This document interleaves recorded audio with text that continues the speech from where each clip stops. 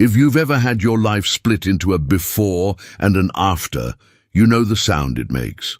For me, it was a single ring and 6 words that cut clean through a quiet kitchen. Ethan's in the hospital. Accident. Come if you want. Click. No hello. Nowhere, no how bad.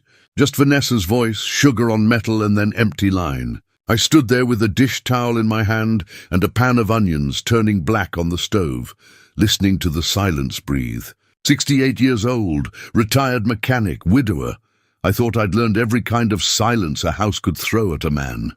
I was wrong. This one reached straight down my throat and pinched. I didn't turn the stove off. I didn't lock the door. I just grabbed my keys, my wallet, and my phone, and then I was outside, boots clapping down the porch steps like I was running on someone else's legs. The pickup coughed awake on the second try, just like I taught Ethan's first engine to do when he was 12, and we traded Saturdays for scraped knuckles and coffee breath. That's the kind of thing a father remembers, which bolts he loosened, which bolts he over-tightened, which summer afternoon he got to see a boy look at something dead and make it live again.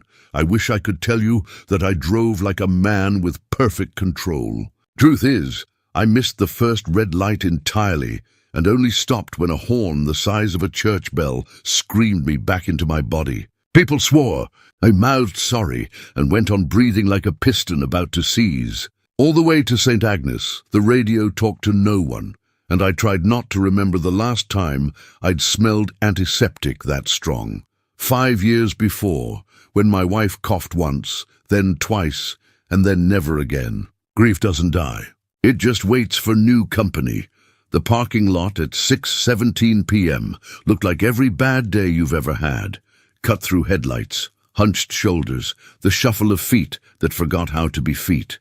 I walked fast enough to feel the old shoulder scar tear a little beneath my jacket. The automatic doors parted, and the hospital air did what it always does, swept the outside off your skin and left you raw-eyed and obedient. Excuse me, I'm looking for my son, Ethan Miller. He was admitted.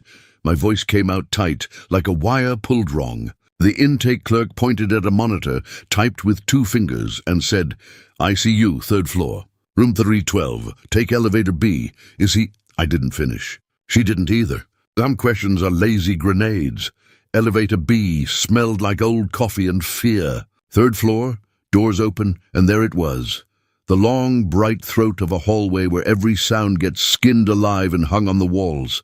Shoes, beeps, the soft panic of people trying not to panic. Room numbers lined up like a countdown. I could feel my heart trying to sprint ahead of me. 306, 308, 310.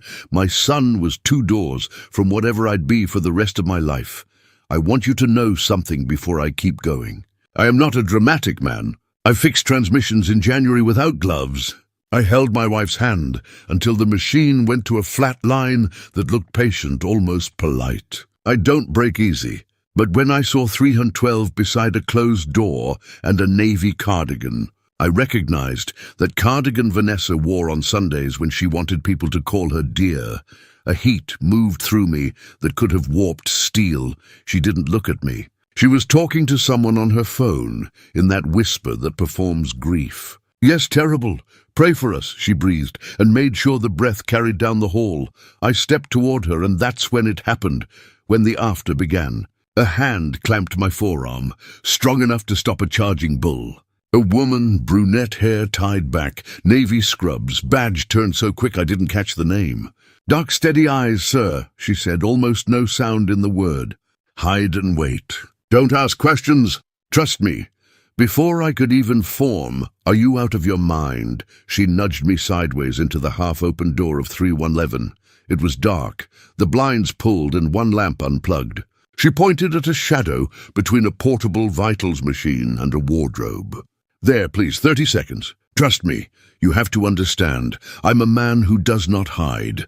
But I looked at her, and I looked at the closed door of 312, and the hallway, and the cardigan, and somewhere in the quiet math a father does without numbers. I stepped into the dark and leaned against cold painted wall.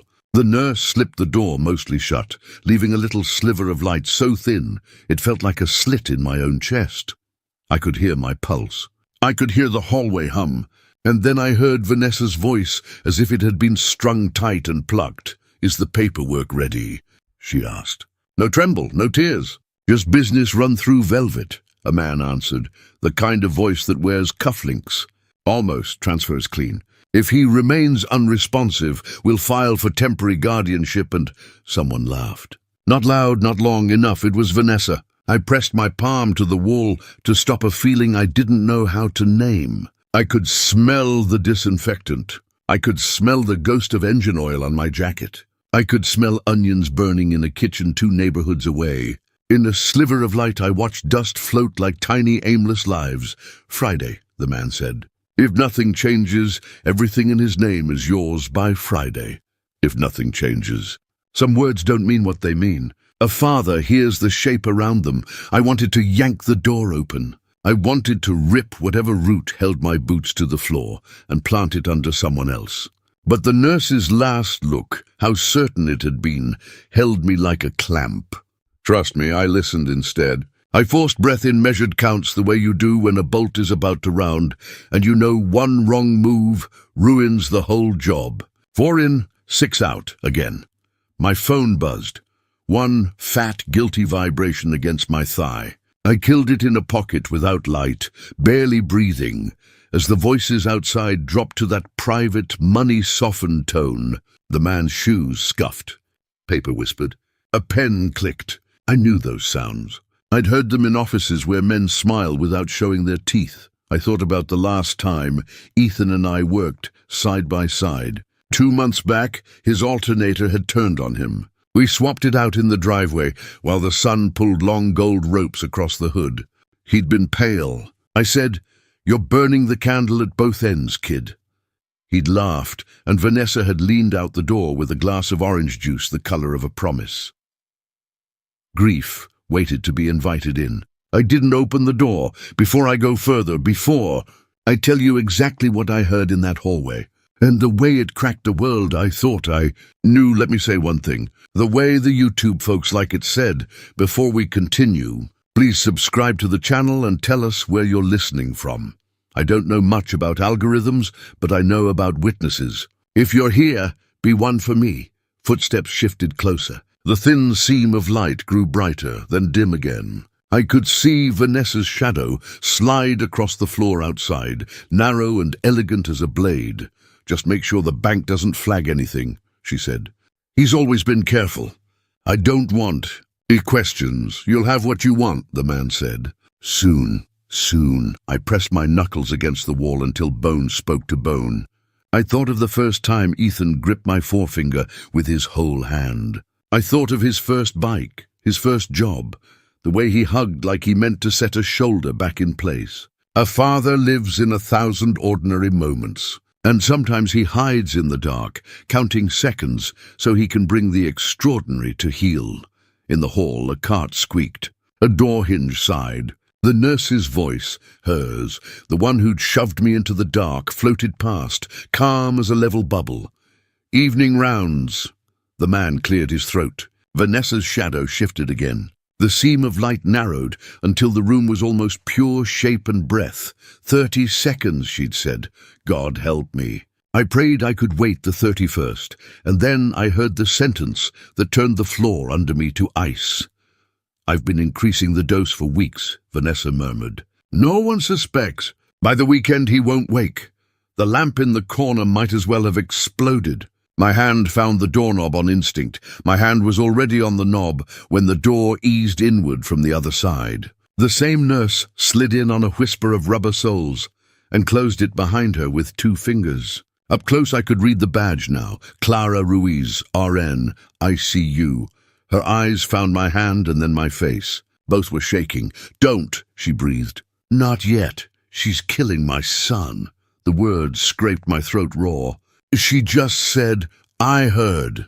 Clara lifted a palm, not to silence me, but to steady me like you steady a pan that's starting to boil. "I needed you to hear it too. Now we make it hold in court." The word clanged around the dark room like a dropped wrench. I wanted blood, not paperwork. But I'd also rebuilt enough engines to know you don't drive on a miracle and call it a plan. She stepped closer. Even in the dim, her voice stayed level. Mr. Miller, I've had your son on my caseload for 3 weeks of outpatient follow-ups. The symptoms didn't line up with stress. They lined up with warfarin exposure, unprescribed anticoagulant. It thins blood. It causes internal bleeding if abused. It's subtle. People miss it until it's catastrophic. I tried to breathe past the rush in my ears. How do you know? Clara swallowed, and for the first time, something softened behind her training. Because my brother died that way, years ago. Same pattern. I swore I'd never miss it again. That quiet vow clicked a gear in me I didn't know I still had. What do you need? Evidence. She ticked it off, small, precise. Toxicology on the IV bag. Chain of custody intact. Video of her alone with his line. Audio of intent. Timelines that match dosage and symptoms. We're close. You recorded her, I said. It wasn't a question. She touched the pocket of her scrub top. Redundantly. My body cam, she tapped a square clipped under her ID, is on when I'm in the hall, but it picks up everything, and some things I can't submit without protocol. So, she showed me her phone, locked. A backup. And my son? It came out like a prayer disguised as a question. Dr. Peters is head of toxicology tonight. He's running a stat assay on Ethan's current bag. I switched it out as soon as I had cause. She glanced at the closed door, every sense tuned outward. If the test lights up the way I think it will, we'll reverse it. Vitamin K plasma. He's young. He has a shot. But we can't tip her, not even a hair. I saw what she was building, a bridge fragile as glass with a man's life on it, and I understood my job on it. Don't jump. Clara took a breath. Here's the part you're going to hate.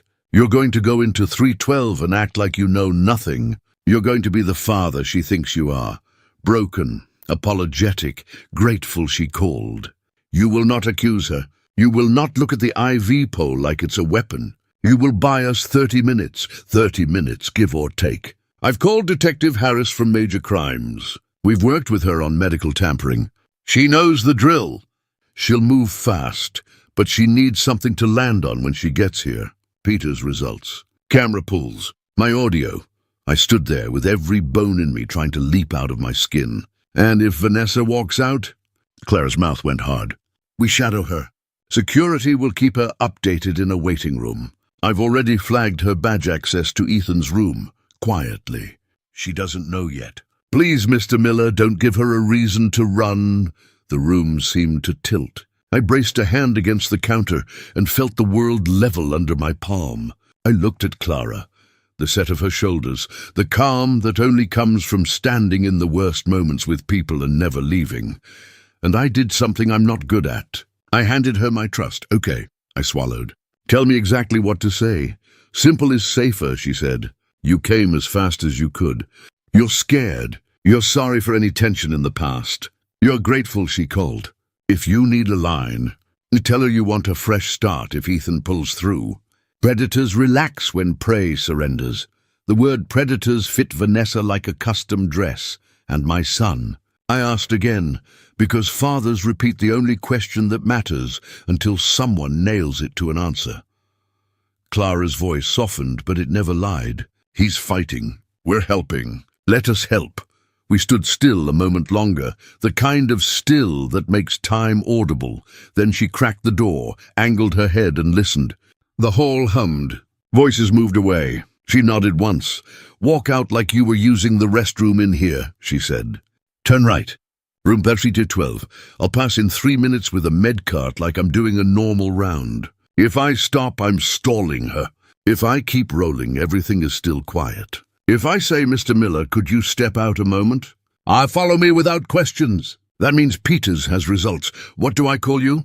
It mattered somehow to have a name to hang my hope on. Clara, she said. And I meant it, trust me. The hallway light ghosted our faces when the door opened. I stepped out first. A man walking out of a bathroom into a life he was still pretending to recognize. A volunteer pushed a magazine cart past me. A young father jiggled a toddler who was all cheeks and sleep. Ordinary life had the nerve to keep happening. I turned right. 12. The numbers were small and smug beside the door. I pressed my palm to it, counted to 3 so it wouldn't rattle on the frame, and stepped inside. Hospitals try to make rooms look like rooms instead of machines. They fail. Ethan lay in the center of a thicket of beeps and green bands climbing glass. His skin had found that grey-white color illness keeps in its pocket for special occasions. Tubing arced to a bag that dripped a steady discipline into his vein. I forced my eyes away from it and toward the person who wanted me to stare at it too long. Vanessa turned, face arranged. She did surprise well. Open mouth, damp lash, hand splayed to her collarbone like there's a bird inside trying to punch free. "George," she breathed. "I didn't know if you'd—" She let the sentence fall, the way you'd drop crumbs for people you want to follow you into the woods. "I called as soon as it happened. I came." My voice knew enough not to crack. I crossed the room slowly and took Ethan's hand, and it was cold in a way that offended the universe. "How bad?" "They don't know yet." She looked at the monitor as if it were a kind friend. "They say it could be stress, overwork. He never listens." A practiced sigh.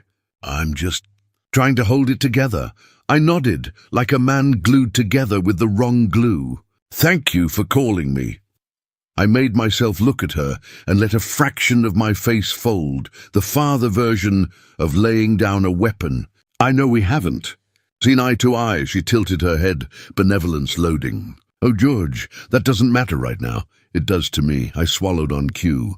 "If he pulls through, I'd like to start fresh. No grudges." I let my gaze flick to Ethan and back like gravity had given me permission to be softer. "He loves you. That's always been enough for me. I'm sorry if I ever made you feel—" I groped for a word that let her fill in the blank with her favorite story about me. "Unwelcome." Something eased in her posture, a thread, a stitch. Predators relax when prey surrenders. Clara was right. Vanessa's hand floated toward my forearm and gave it a pat that practiced kindness without ever contacting the heart. "That means a lot," she said, and for a second the mask slipped just enough to let appetite blink. "He needs us together." "I'm here," I said, and meant it in a way she would never understand. A cart rolled past the door. The sound moved on, normal. I kept my eyes on Ethan's knuckles, on the grease lines years of work had laid into the little places soap never truly reaches. Boys become men while you're making dinner and paying bills and telling them not to forget their jacket. And then one day you're counting the rise in a chest and calling it victory. Vanessa shifted closer to the IV pole. "The nurses are very kind," she said casually. "They let me help a little. I'm the only one who knows what he likes, how he prefers things." Her fingers hovered near the clamp, like a pianist testing the air over a keyboard. I moved my body by a half-inch and blocked her sightline. Not obvious, not confrontational, just an old man rearranging the ache in his back. She smiled at the floor. The doorway filled with motion then, Clara pushing a cart like a ship's steward. She didn't look at me. She didn't need to. She adjusted a monitor lead, checked a bag, made notes I couldn't read. "Evening, Miss Doyle," she said, Vanessa's maiden name somehow remembered from an old form. I watched the faintest tick of annoyance pass under the other woman's skin. "Vitals are stable. Mr. Miller?" Clara's eyes flicked to mine for a single heartbeat. Neutral, no stall, no signal. The bridge was still holding. Vanessa slipped her phone out and tapped the screen with her thumb. A message flashed and died. She was the kind who never really leaves a room. She just extends it into whatever device is nearest. I kept my hand around Ethan's and whispered the story fathers tell through skin. "Stay, stay, stay," Clara finished. Gave the most ordinary nod I've ever been grateful for, and pushed the cart out. The room breathed again. 30 minutes, she'd said. I could do 30 years if it meant the next one had my son breathing in it. Vanessa broke the silence like glass under a heel. "I'm going to step into the hall and call Pastor Leary," she said softly. "Put Ethan on the prayer list." She tilted her head, the picture of devotion. "You want anything? Tea, coffee?" "Just time," I said, because it's the only thing a father ever truly wants. She smiled like she was selling me some. The door clicked behind her. I leaned close to Ethan's ear. "It's your old man," I whispered. "I'm here, I know. We're fixing it. Hold." Footsteps paused outside our door, Vanessa's cadence. Lower-pitched voice beside her, a man, paper, the hush of something serious being passed hand to hand. I didn't move to the door this time. I didn't need to. Vanessa's heels clicked away, that crisp, business-like rhythm that never quite fit hospital corridors. The sound turned a corner, then blurred into the shuffle of night shift changeovers. I waited, counted breaths. 6 in, 6 out, an old mechanic's rhythm for loosening rusted bolts and nerves alike. Silence. Then a man's voice, the same one I'd heard earlier through the door, measured. The kind that doesn't raise itself because it's never had to. You'll get the digital copies tonight, he said. Once he's declared unfit, it all transfers automatically. Vanessa murmured something I couldn't catch. I crept closer to the door. The gap between it and the frame poured light onto the floor in a narrow, accusing strip. I lowered my head, listening. The bank accounts, too? She asked, the sweetness gone from her tone. Of course, he said. By Friday, everything with his name on it is yours. If he wakes up, she pressed. Then we delay it, refile. But if he doesn't... He didn't have to finish. The way air hung after that, if said the rest. A shuffle of papers. The sound of a pen dragged across something legal. Then Vanessa's low laugh, dry, amused, perfectly in control. He always was careful, she said. So predictable. It's like he wanted me to learn where every penny went. That makes him a good man, the lawyer replied. Makes him an easy mark, she corrected. That word mark went through me like a wrench through glass. My son wasn't a mark. He was a man who worked double shifts to keep his company alive, who sent me texts at midnight asking about interest rates, who once showed up at my house with soup when my back went out, and stayed to fix a broken porch light. I wanted to throw the door open, drag both of them into the light of that hallway, but Clara's warning echoed back, trust me, so I listened. And that's when the real poison spilled. How long can this go on? The lawyer asked. Not long, Vanessa said softly. I've been increasing it. A little more in his morning juice, a little added to the IV here. No one questions a wife's devotion. By the weekend, nature will take its course. I gripped the edge of the counter so hard, my nails dug into laminate. The blood drained from my arms. And if the toxicology people ask questions, they won't, she said. The nurse on duty adores me. They all do. I'm the model wife, everybody says so. Her laugh this time was shorter, sharper. He always called me his blessing, she continued. Imagine that, his blessing. My vision went white around the edges. The world narrowed to her voice, the lawyer's shuffle, the hum of machinery down the hall. I'd thought about the first time Ethan brought her home. How polite she'd been, how her hand had stayed on his arm all night, like a flag marking territory. I'd called her refined. My wife, God rest her, would have seen through her in a minute. You'll have to move fast, the lawyer said. Once it's done, you disappear. Change your name, New City. I can help with that. You'll be compensated, Vanessa said. I know, he replied, and I could hear his smile. They paused. A heartbeat. Then her tone changed, warmer, low, almost bored. What about his father? What about him? The man asked. Can he claim anything? Not legally. Everything's in your husband's name.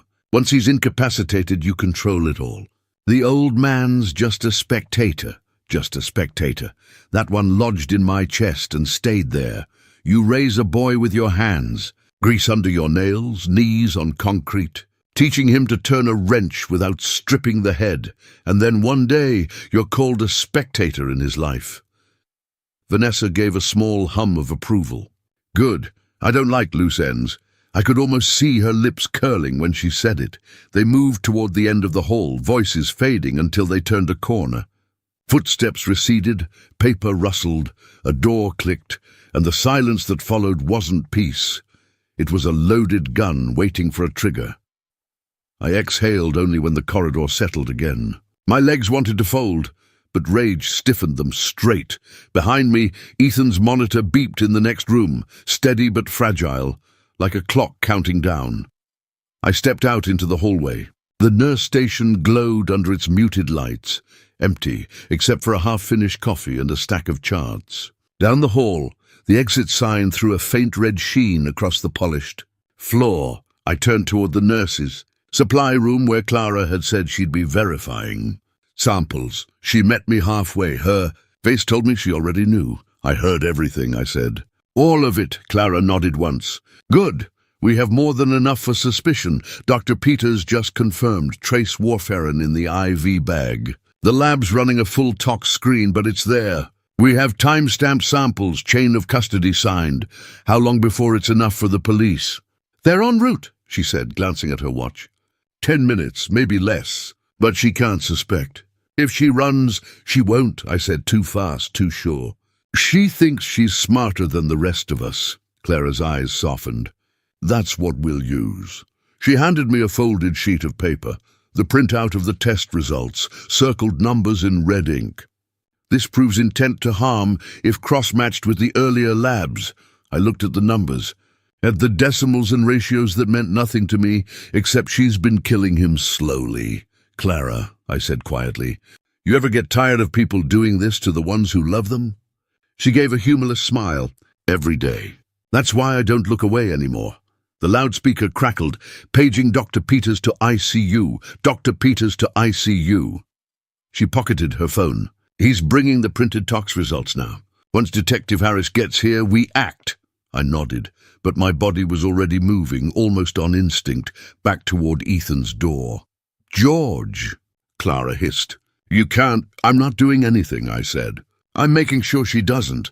I stood outside 312 and listened. Inside, I could hear Vanessa humming, some tuneless, pretty thing, the kind of song you hum to disguise thought. I eased the door open. She was by the window, phone in hand, light from the parking lot painting her face a soft gold that would have fooled angels. Everything all right? She asked, smiling. Just fine, I said, forcing my voice to a low, steady hum. Doctor said they'll run more tests. Could be exhaustion. See, she said, and the smile widened. I told him to slow down. Her phone buzzed. She checked it and turned slightly away, speaking low. Yes, tonight. No one suspects. He'll never wake. I'll text when it's done. She thought I couldn't hear. I let her keep thinking that. When she hung up, she turned back, slipping the mask on again. I might step out for some air, she said sweetly. You look exhausted. Why don't you rest? I'll stay, I said. I've got enough air right here. Her eyes lingered on me a little too long, calculating, maybe wondering what I'd overheard. I gave her nothing back, just the tired face of an old man who'd come to wait. Outside, the elevator chimed. Clara's cart squeaked back into view. Behind her, two silhouettes in plain clothes stepped off. Detective Harris had arrived. Vanessa turned toward the sound, frowning. What now? Routine checks, I said, my voice as calm as the eye of a storm. Hospitals love their routines, and as Clara's knock sounded, 3 soft taps, exactly as planned. I realized the next few minutes would decide whether my son lived to see daylight. I took one more look at Ethan's still hand. Then I looked at the woman who'd vowed to love him. Let's see, I whispered, how your luck runs when it's not poisoned. The knock was gentle, almost polite. 3 taps. Just like Clara had said. Vanessa turned toward the door, annoyed, one hand still resting on her phone. Come in, she called, voice smooth as glass over gravel. Clara entered, pushing a small silver tray. A clipboard sat on top of it, with a sealed evidence bag tucked discreetly underneath. The soft wheels of the cart whispered across the tile. Behind her, the 2 detectives, plain clothes, no badges visible, hovered by the nurse's station, pretending to check paperwork. Everything looked ordinary. Too ordinary. Evening rounds again, Miss Doyle, Clara said brightly. Sorry to bother you twice in 1 hour. Protocol. Vanessa smiled, that tight, patient smile she used when pretending to be helpful. Of course. Anything for protocol. Clara adjusted Ethan's IV line, scanning the monitor, scribbling notes. Every movement was rehearsed, deliberate, slow. She was giving the detectives time to settle into position. Your husband's levels look better tonight, Clara said casually, glancing up. Dr. Peters thinks he might respond to stimuli soon. Vanessa stiffened. Respond. How soon? Clara shrugged, masking the smile tugging at her mouth. Hard to say. Could be hours. Could be minutes. Miracles happen here every day. The color drained slightly from Vanessa's face. She turned toward Ethan, her expression flickering, guilt, fear, or maybe just calculation. Then she straightened her posture and put on that syrupy voice again. "Thank God," she said. "He deserves a second chance."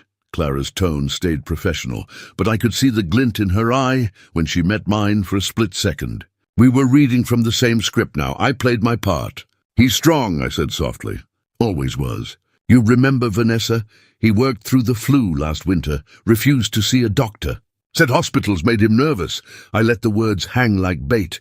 She forced a laugh. "Yes, he always was stubborn."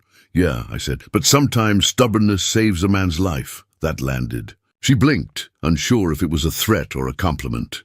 "Good. Let her guess." Clara finished her inspection and looked toward me.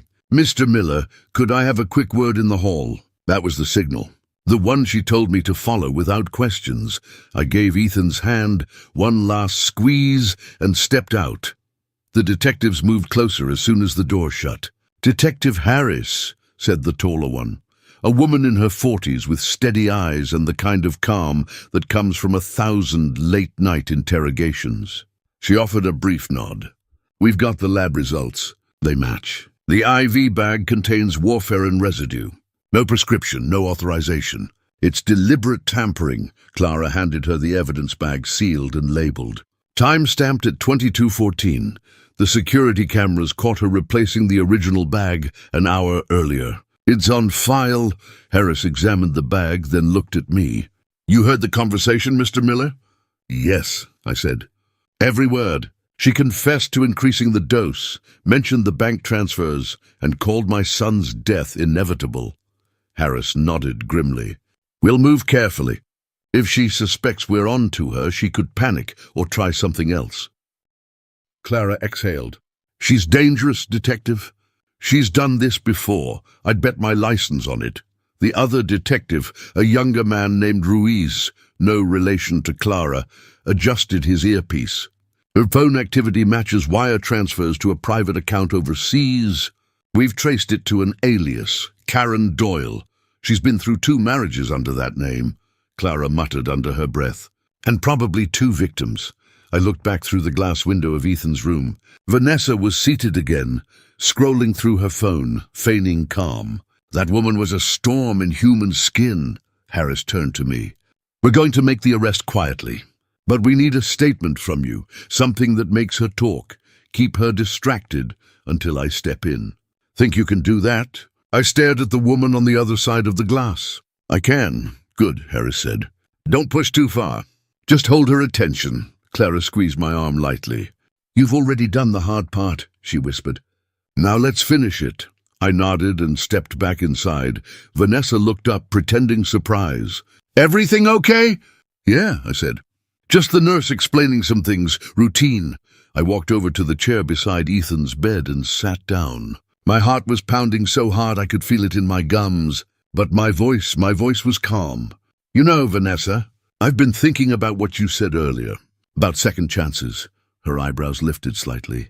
"Oh, I think we all get one, maybe even 2. But some people, they use them up without realizing." I leaned forward, elbows on my knees. "You ever think about that?" She tilted her head, smiling faintly. "You're tired, George? You should rest." "Maybe," I said. "But tired men tend to see things clearer." The smile froze for half a heartbeat. Then she forced a laugh. "You sound like my father. Always warning me about karma." "Smart man," I said. The air thickened between us. I could almost hear Clara and the detectives outside, holding their breath. Vanessa stood, smoothing her skirt, ready to end the conversation. "I'll go grab a coffee." But she didn't make it to the door. The latch clicked open from the other side, and Detective Harris stepped in, clipboard in hand.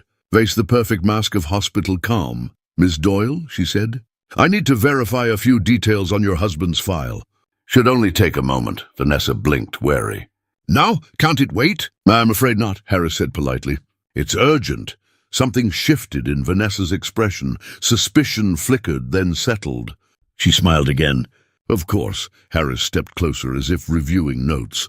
"You're listed as emergency contact and power of attorney, correct?" "Yes. And you were present when the current IV was attached?" Vanessa frowned. "Why are you asking me that?" Harris looked up. Her calm turned cold, because the toxicology report shows deliberate tampering, and we have it on record that you were the last person near your husband's line. The room went still. For a long second, no one breathed. Then Vanessa laughed, a high, brittle sound that cracked halfway through. That's ridiculous. You can't accuse me of— We can, Harris said, producing a small recorder. We have audio of your conversation in the hallway. You discussed dosage, timing, and financial gain. Vanessa's eyes snapped to me, wild, betrayed. I didn't record you, I said quietly. You recorded yourself. You just didn't know who was listening. Her hand darted for her phone. But Ruiz entered behind Harris, swift as a shadow, catching her wrist mid-air. Vanessa Doyle, Harris said evenly. You are under arrest for attempted murder and financial fraud. You have the right to remain silent. No! She screamed, twisting, but it was no use. The mask was gone now. What stared back at me wasn't a wife. It was something hollow, wearing a memory of love. You'll regret this, old man. She spat. He would have died anyway. I just helped nature along. I didn't move, didn't speak. I just looked at her and said the only thing that mattered. No, Vanessa, you helped greed along. Nature's too kind for people like you. Harris led her out, handcuffed, her protests fading into the hallway hum. Clara lingered by the door, eyes soft but tired. It's over, she said. I turned to Ethan. The monitor's beeps were steadier now, stronger. Not yet, I whispered. Not until he wakes, Clara nodded. He will. The antidote's already working through him. I sank into the chair beside the bed, exhaling everything I'd been holding since that first phone call. The hallway beyond buzzed with controlled chaos. Voices, paperwork, footsteps. But in that small room, time finally stopped chasing me. Thank you, I said quietly, for trusting me with the truth. Clara gave a small, tired smile. It's not trust, Mr. Miller, it's instinct. Same as yours. She left me there with my son, breathing, safe, and still half in a world between life and death. And for the first time in years, I let myself pray, not for vengeance, but for morning. Morning light filtered through the hospital blinds, thin and hesitant, the kind that feels like it's asking permission to enter. The night before had ended with handcuffs and sirens muffled by automatic doors, but for me, the noise didn't end. It sat behind my ribs, humming. Ethan was still out, hooked to monitors that now beeped with something like optimism. The antidote was running its slow race through him. Clara said we'd know more by noon. I hadn't slept. Fathers don't sleep when their kids are fighting for breath. Vanessa's voice still echoed in my head. The scream, the venom, that last line before Harris took her away. He would have died anyway. I wondered how many times she'd practiced that in her head.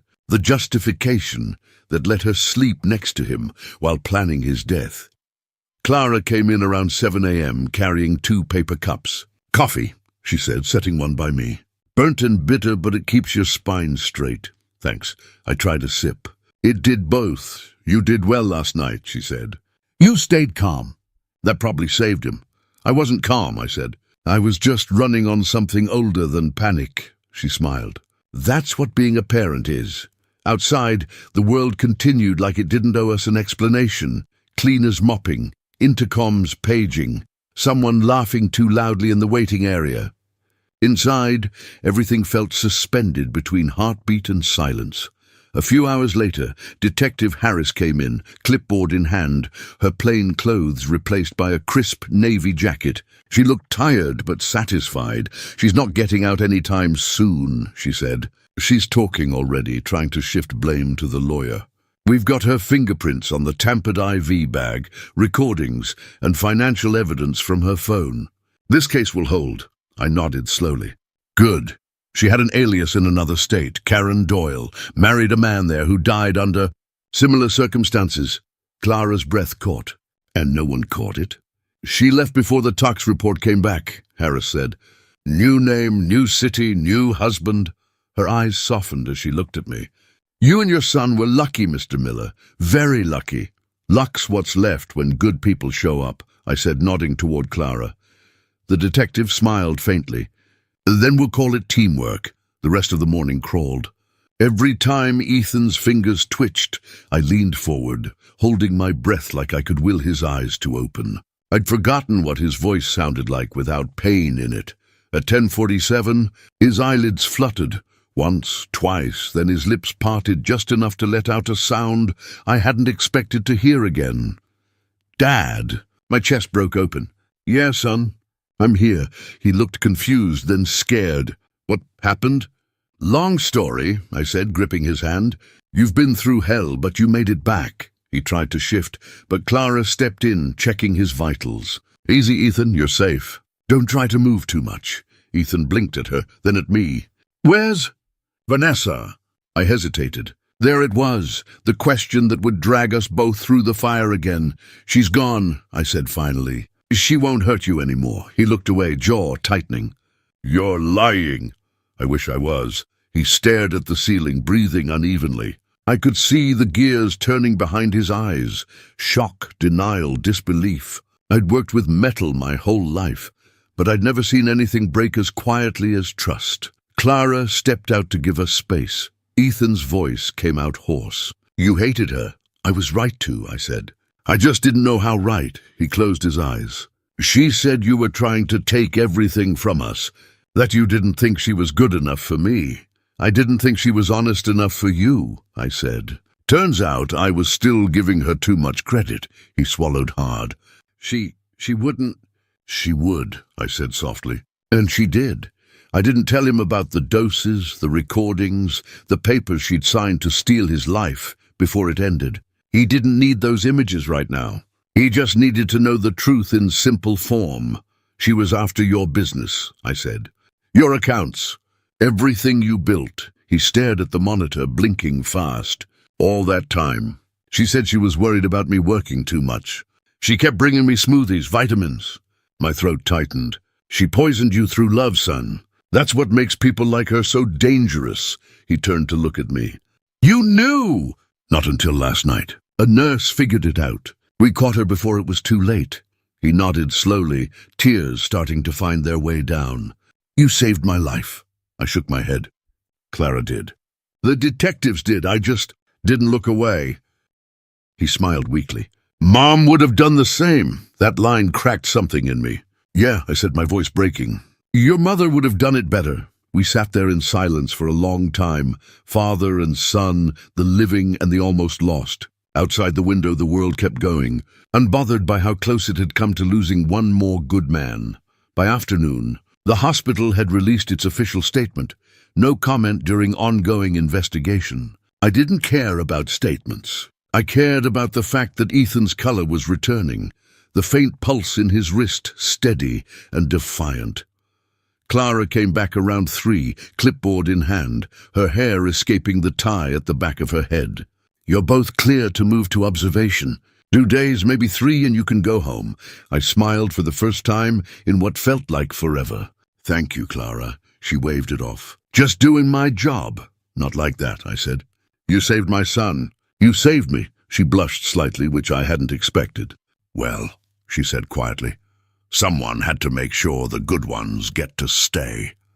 That night, when the nurses dimmed the lights and the monitors softened to a lullaby rhythm, Ethan looked at me with that same curious look he'd had when he was 10 and asked how engines worked. "Dad," he said, "how did you not lose your mind?" "I did," I admitted, "but I didn't let her see it. Sometimes that's how you win." He smiled faintly. "You always said revenge doesn't fix things." "This wasn't revenge," I said, watching the slow drip of the IV. "This was protection. Revenge is when you strike back. Protection is when you make sure they never strike again." He nodded, eyes closing, exhaustion pulling him back to safety. I sat there a while longer, letting the quiet soak in. For the first time in years, the silence didn't feel empty. Out in the hallway, Clara stood talking to Detective Harris. Paperwork, signatures, closure. But when she looked up and met my eyes through the glass, I gave her a small nod of thanks. She returned it with a tired smile. The world had almost ended for me last night, but tonight it began again. Hospitals have a strange way of erasing time. Daylight filters through blinds. Night slips back in through the same cracks, and before you know it, you've lived a lifetime between two heartbeats. By the time the trial process began, weeks later, I thought I'd seen every shade of exhaustion. But that morning, watching Vanessa walk into the courtroom in a grey prison jumpsuit, I realized there were still new colors in Rage. The courtroom smelled like polish and paper. I sat behind the prosecution table beside Clara, who had agreed to testify as the medical expert. My son wasn't strong enough to attend yet, but he'd sent me a text that morning. 3 words, make her answer. Detective Harris approached us briefly. "Ready?" she asked. "As I'll ever be," I said. "She's pled not guilty," Harris continued. "Her lawyer's going to paint this as a tragic misunderstanding, a grieving wife who made a medical mistake. Stay calm no matter what they throw at you," Clara nodded. "The facts will hold." The judge entered. We rose. Then the trial began. Vanessa looked different, without her carefully crafted presentation. No jewelry, no calculated elegance. But her eyes still burned with that same defiance that once convinced people she was harmless. The prosecutor started slow, laying the foundation, evidence chain, recordings, toxicology results, timestamps. Every line Clara had risked her job for was now printed and projected for the court to see. The IV bag contained 7.3 milligrams of warfarin, an unprescribed dose capable of inducing internal bleeding, Clara explained clearly. It was switched manually without medical authorization. The defense attorney, a man who looked permanently unimpressed with everyone, stood. "Nurse Ruiz, is it possible another staff member could have made that switch in error?" Clara didn't blink. "No, we log every handoff electronically. The records show only one person had badge access in that hour, Vanessa Doyle." Vanessa's lawyer smirked. "And yet you can't prove intent." Clara's eyes sharpened. "The recording proves intent." The audio clip played. Vanessa's own voice whispering through the courtroom speakers. "I've been increasing it. No one suspects. By the weekend he won't wake." A gasp rippled through the gallery. Vanessa's jaw clenched. Her lawyer didn't look so smug anymore. When it was my turn to testify, my hands trembled a little as I raised them for the oath. But once I started speaking, the tremor left. My voice knew what it had to do. "I came to the hospital because she called me," I said. "She said my son had an accident. But when I arrived, a nurse stopped me and told me to hide. I didn't understand why until I heard her." The prosecutor nodded. "What did you hear, Mr. Miller?" "I heard Vanessa and a lawyer talking about my son's death like it was a business plan. They talked about property transfers, accounts, and dosages." My voice cracked slightly. "They were waiting for him to die so they could collect." I heard the shuffle of pens, the weight of silence. The prosecutor said gently, "And did you confront her?" "No, the nurse told me to trust her. We gathered proof instead. I wanted the truth to end her, not anger." When I stepped down, Vanessa's glare followed me the whole way. Then it was her turn. Her lawyer straightened his tie, guiding her toward the stand. "Ms. Doyle, how do you respond to these allegations?" She smiled faintly, still performing. "I loved my husband. I was trying to care for him. I was stressed, exhausted. Maybe I made a mistake handling his medication, but I never meant to harm him." The prosecutor leaned forward. "A mistake that involved forged property papers. Multiple life insurance policies? Offshore bank transfers?" She faltered. "Those were investments for our future, his or yours." The room stiffened. Vanessa's composure cracked for the first time. "You don't understand. He was slipping away. He wouldn't stop working, wouldn't rest. I just wanted control until he got better." "Control that required him to die? No!" She snapped, then froze. Too late realizing how that sounded, the judge rapped the gavel once. Order, but the damage was done. Vanessa's voice dropped. "You think you're all saints. You think love doesn't rot when it's ignored." She looked at me now, hatred plain as daylight. "You raised a weak man, George. He depended on me. He begged me to take care of him." I stood slowly, the courtroom air thick with every eye watching. "He begged you to love him," I said quietly. "You called that a weakness because you never understood the difference." The trial lasted 2 more days. But the verdict was already written in her own words. Guilty on all counts. Attempted murder. Fraud and identity theft. When the gavel fell, Vanessa didn't flinch. She just stared straight ahead, her lips pressed into a smile that didn't reach her eyes. "You'll die alone," she hissed as officers led her away. I didn't respond. I'd already died the night I thought I'd lost my son. Everything since had been rebirth. Outside the courthouse, reporters gathered like vultures. Flashbulbs popped. I shielded my face, not from shame, but from exhaustion. Clara walked beside me, her voice gentle. "You did it." "We did," I said. "You gave him a chance," she smiled. "You gave him a reason to live." Detective Harris joined us, flipping her badge closed. "The DA's office wants to know if Ethan would be willing to give a victim impact statement later." "He will," I said. "When he's ready." Harris nodded. "Take care, Mr. Miller. Fathers like you are rare these days." That night I drove home alone.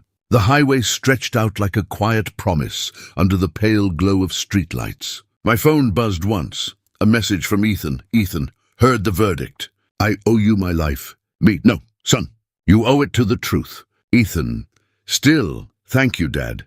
I parked the truck and sat there a while, watching the porch light flicker in the wind. My wife used to leave that same bulb on for Ethan whenever he came home late from high school parties. I'd scold her for wasting electricity. She'd say, "He'll come home faster if he sees the light."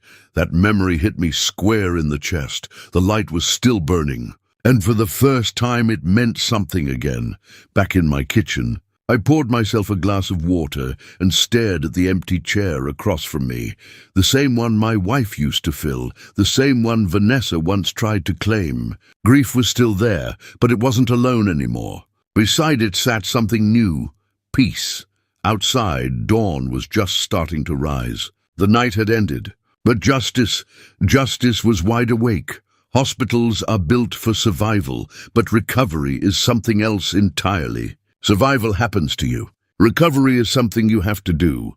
2 months after the trial, Ethan was doing both. The doctors called his case remarkable. His body had flushed out the last traces of warfarin. His blood count stabilized, and his energy, though uneven, was coming back.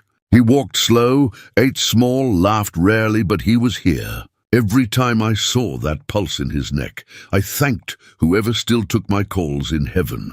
We were in the rehab wing that morning. He'd taken 5 steps with the walker when he turned and said, "Feels like I'm learning how to be human again." "Better than the alternative," I said, trying to keep my voice steady. He grinned. "You always said humor fixes more than medicine. I also said torque your bolts evenly, and you still stripped half of them." He laughed, coughing halfway through it. It wasn't a pretty laugh, but it was a real one, the kind I hadn't heard in a year. That evening I brought him his mail. Get-well cards, bills, a few letters from clients who'd heard what happened. He sorted through them silently until one envelope stopped him cold. No return address, cheap paper, mechanical handwriting. He opened it. Inside was a single sheet with 2 words. "Still here." He stared at it too long. "Dad," he said finally, voice low, "you think it's her?" I took the note, turned it over, and exhaled. "No postmark. Probably someone trying to scare you. She's in federal custody." "She's not going anywhere." He nodded, but I saw the tremor in his hand. "Still feels like she's in the room sometimes. Like I can hear her whisper." "That's what trauma does," I said. "It leaves echoes. But echoes fade." He folded the note and dropped it in the trash. "Then let's let this one fade fast." Later, as we sat watching the muted TV, Ethan said, "You know what hurts the most?" I looked over. "The poison." "No," he paused. "That I believed her more than I believed you." There it was. The wound neither medicine nor justice could fix. "I wanted to," he went on. "She told me what I wanted to hear. That I was special. That she was the only one who understood me. And you told me the truth even when it hurt. Guess that's harder to love." "I don't blame you, son," I said quietly. "I've been fooled before too. The only thing that matters is what you do next." He smiled faintly. "What do I do next?" "Live," I said. "And make the truth the loudest thing in your life." He nodded, and something in his shoulders eased like he'd been waiting for permission to forgive himself. Weeks later, he went home. The house was half empty. Some of Vanessa's things sealed as evidence, others thrown out. The first night back, I helped him cook something simple, chicken soup, his mother's recipe. The same one that used to cure every cold, heartbreak, and argument in our family. As the pot simmered, he leaned against the counter. "You think I'll ever stop feeling stupid?" I shook my head. "Probably not, but you'll stop letting it own you. There's a difference." He stirred the soup thoughtfully. "Clara said something similar." I raised an eyebrow. "Oh, did she?" He chuckled, a little embarrassed. "She checks in sometimes. She's easy to talk to. She's also way out of your league," I said, hiding a smile. "Don't screw it up," he grinned.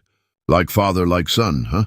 "Not this time," I said. "Learn from your old man's mistakes." Over the next few months, I watched him rebuild, slowly, deliberately. He went back to his shop, hired new staff, and started fresh contracts. His voice regained its authority, his eyes their confidence. But he wasn't the same man, and that was a good thing. He didn't trust as easily anymore, but when he did, it was with open eyes. Sometimes I'd find him sitting on the porch, just breathing. Once he said, "You know, I used to think love was about what you'd die for. Now I think it's about what you'll fight to live for." "Smart man," I said. "You get that from your mother." The day before the sentencing hearing, Clara dropped by. She had a folder in her hand, and that calm smile she always wore when life was trying to knock her over. "Just got the final report," she said. "Vanessa's plea deal collapsed. She's getting 30 years without parole." Ethan exhaled. "So it's really over," Clara smiled gently. "It's over when you decide it is." She handed me a paper, official, stamped, bureaucratic, final. But when I looked at it, all I saw was my son, standing in sunlight again. Clara lingered by the door. "You both did good," she said. "Most people break before the truth sets them free." I looked at her grateful. "You didn't let us break. That's my job," she said. "To make sure the good ones survive." That night, Ethan and I sat outside under a sky that finally looked clean again. Crickets sang somewhere near the fence line, and the smell of rain hung in the air. He said quietly, "You think she'll ever feel sorry?" "People like her don't feel sorry," I said. "They just miss control." He nodded. "Then I guess we're finally free." I raised my coffee mug. "To freedom, son. The kind that doesn't come cheap," we clinked mugs. For a long time, neither of us said another word. The silence wasn't empty now. It was earned. 6 months later, the courthouse smelled of old paper and polished wood. The air had that waiting room heaviness that only justice can bring. Ethan walked beside me, no cane now, no IV scars visible beneath the cuff of his shirt. He was leaner, quieter, but stronger in a way no gym could give him. We took our seats near the front, behind the prosecutor. Vanessa was led in, wearing the same slate-grey uniform she'd worn at every hearing. No jewelry, no lipstick, no mask. Just a woman stripped of the costumes that once fooled everyone. The judge adjusted his glasses and began reading the sentence. On counts of attempted murder, financial fraud, and identity falsification, the court sentences the defendant, Vanessa Doyle, also known as Karen Doyle, to 30 years in federal custody. The gavel fell once. It sounded like an engine finally turning off after running too long. Vanessa didn't flinch. She just stared ahead, jaw locked, eyes cold as metal. When the guards took her by the arms, she turned her head toward us for the first time in months. "You think this fixes anything?" she hissed. He still loved me. Ethan didn't look away. "He survived you," he said quietly. "That's all the fixing we needed." She tried to laugh, but couldn't find the sound. The guards led her away. The door closed behind her, and with it 6 months of noise and shadow. Clara, sitting a few rows back, gave a small nod, half relief, half exhaustion. The prosecutor packed his files. The judge moved to the next case. But for us, that gavel had already drawn the final line.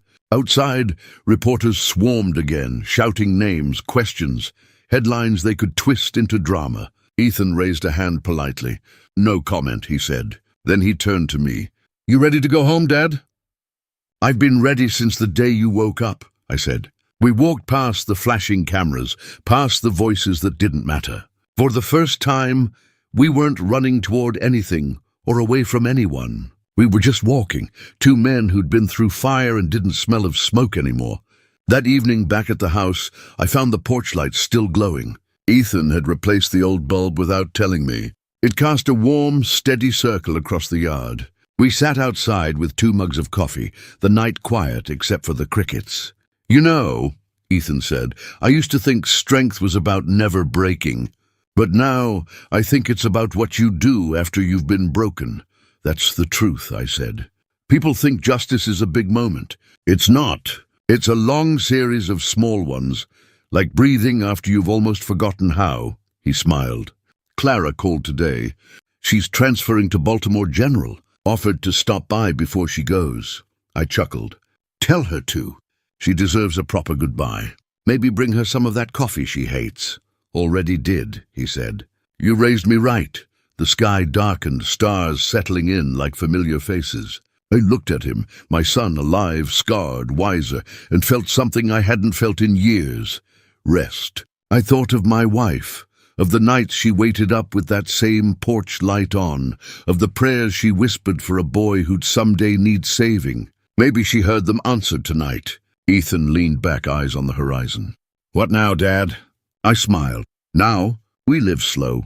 We fix what's still worth fixing. We keep the light on." He nodded. "Yeah, the light." We sat there until the coffee went cold, not talking anymore, just breathing in peace that finally didn't feel borrowed.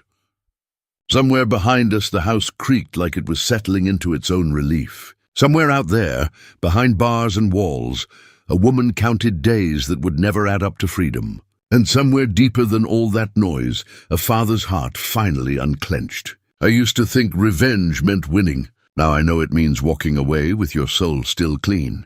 I didn't need to destroy her. I just needed to make sure truth outlived her lies. And it did.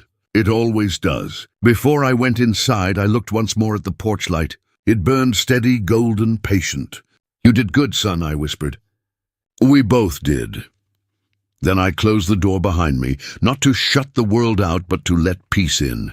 The end.